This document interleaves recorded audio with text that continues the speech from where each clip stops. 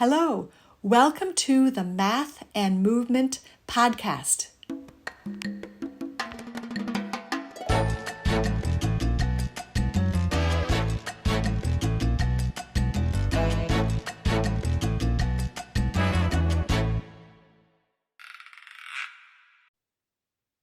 Hello, and welcome to the very first Math and Movement podcast. I'm Suzy Koontz, founder of Math and Movement.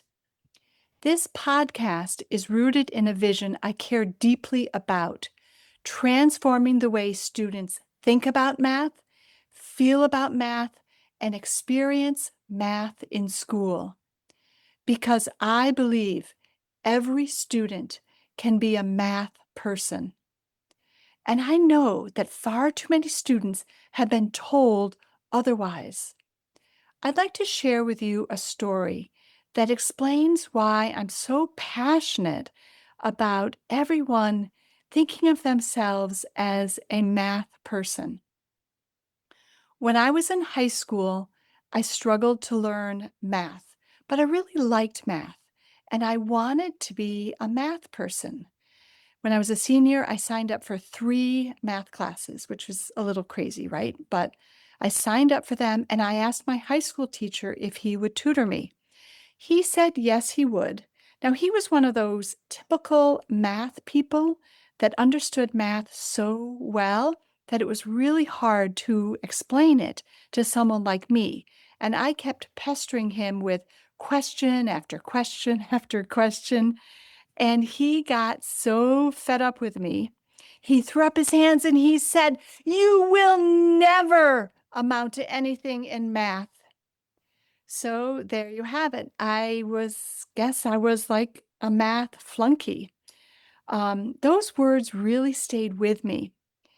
Just because he thought I was a math failure, and just because he said those words out loud for me to hear and for everyone else to hear, doesn't mean that it was true. My fighter instinct kicked in. I had to prove him wrong. I went to college and signed up to be a math major. They didn't have to know I was bad at math. They just wanted math people, especially a female math person. So they were pretty excited that I signed up to be a math major. Now, in college, I had something really different. And that was a professor who really believed in me. And he said to me, "You know what? Math is hard. Hang in there. You can learn this. You can do this. Just keep working. Just keep practicing," which is pretty cool. Now, just think about it. When someone starts to play basketball and you give them a basketball and they go and they shoot that basket and they miss it, do we say to them, "Oh, you'll never amount to anything in basketball"? No, right? That would be crazy. Instead, we say, "It's okay, you missed. Keep trying. Practice makes perfect." We say all those things, that really helps the child to feel like they need to practice to get better. Or just think about this. When a student is going to start music lessons, like maybe playing the violin, and they start playing the violin and it's like, those awful squeaky noises. And then, you as the educator, the parent has to listen to that. Do we say to them, "Just give it up right now. You'll never be a music person. You'll never learn to play the violin"? Absolutely not. We always say, "Hang in there. You can do this. Keep practicing." So here's the question for you. Why do we not say that about math?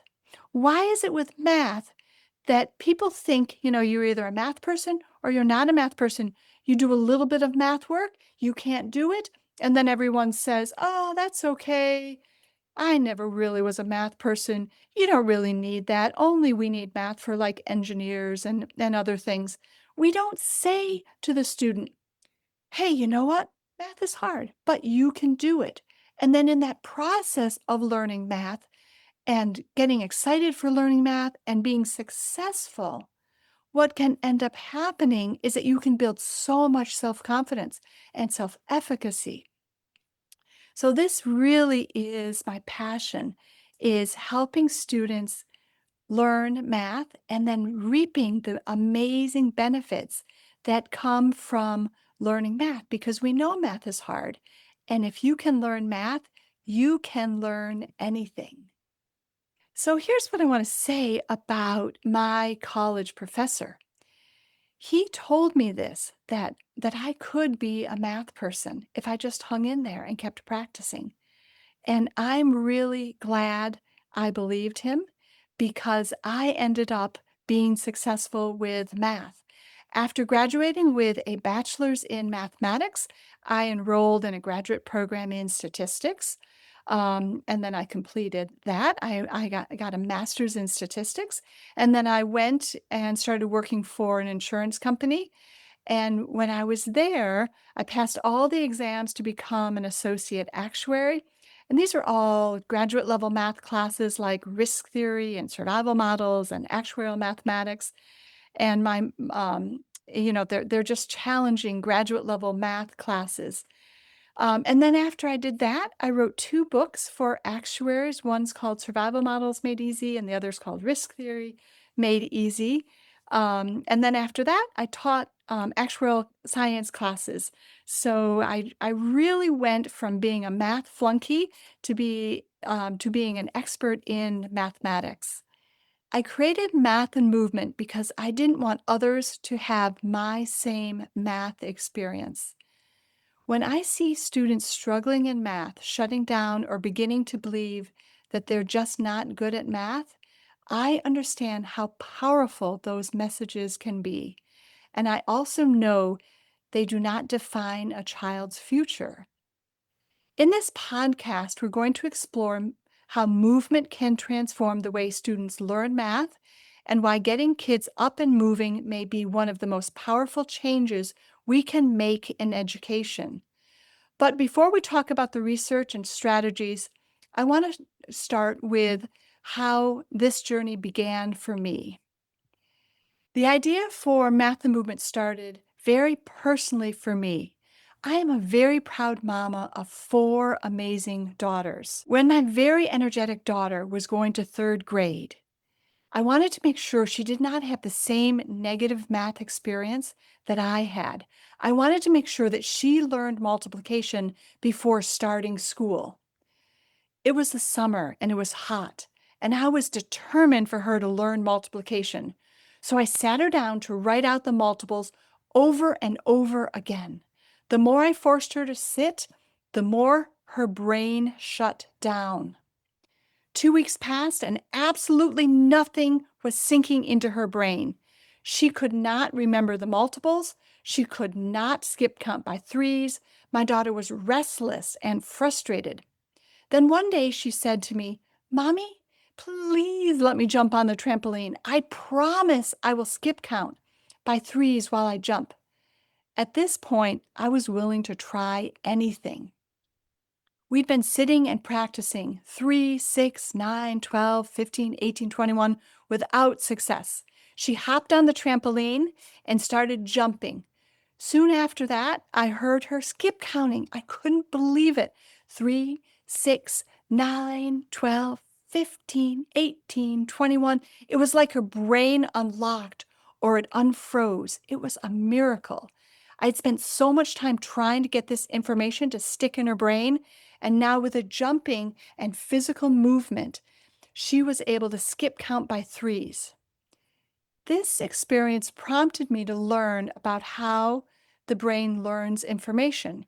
And what I learned from the research is that movement enhances learning for both children and adults. Let's think about it for a minute.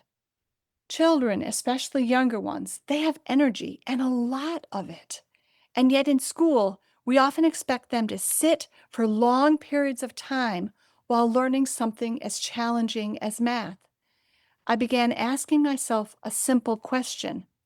What if movement could actually help children learn better? Instead of asking students to sit still and memorize numbers on a worksheet, what would happen if they could move, jump, and physically interact with the math concepts? So I began experimenting. Students started hopping to numbers, skip counting while moving, and physically experiencing math patterns. And the results were incredible. Students who once struggled to stay engaged suddenly lit up. They were participating, laughing, and most importantly, understanding math in a deeper way. What I started seeing in classrooms was pretty amazing. As I continued working with students and teachers, I began noticing something powerful. Students who once dreaded math started gaining confidence.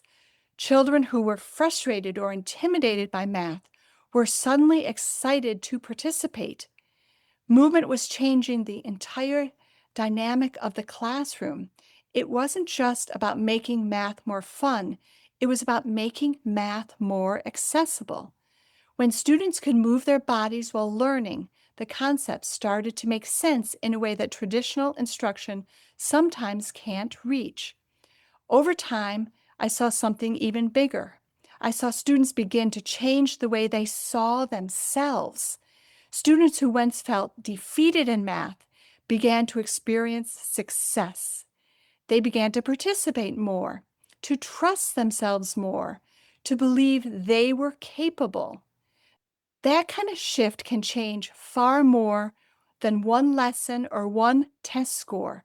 It can change a student's relationship with learning. I am driven by a deep belief in the transformative power of movement-based learning. I've witnessed it firsthand.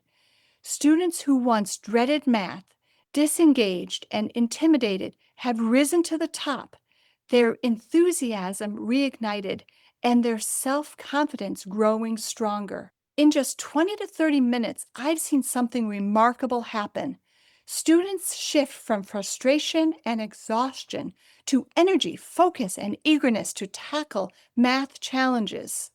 They become so immersed in the process that it can be hard to pull them away. They are driven by genuine excitement and a real sense of accomplishment. I've truly seen lives changed in schools.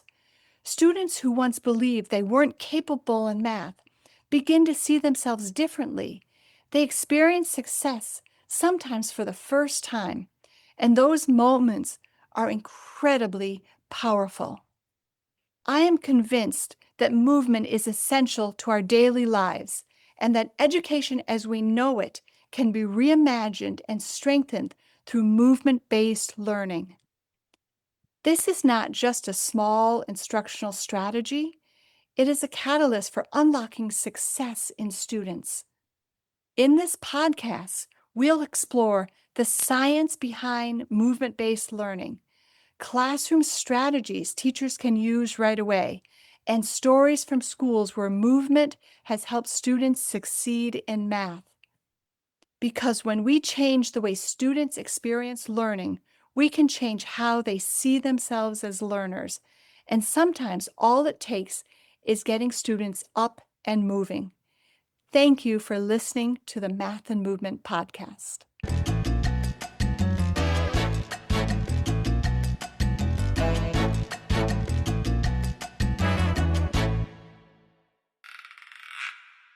Thank you for listening to the Math and Movement podcast. And a special thank you to the amazing educators around the world, making learning come alive every day. The views and opinions expressed in today's episode are those of the individuals who shared them.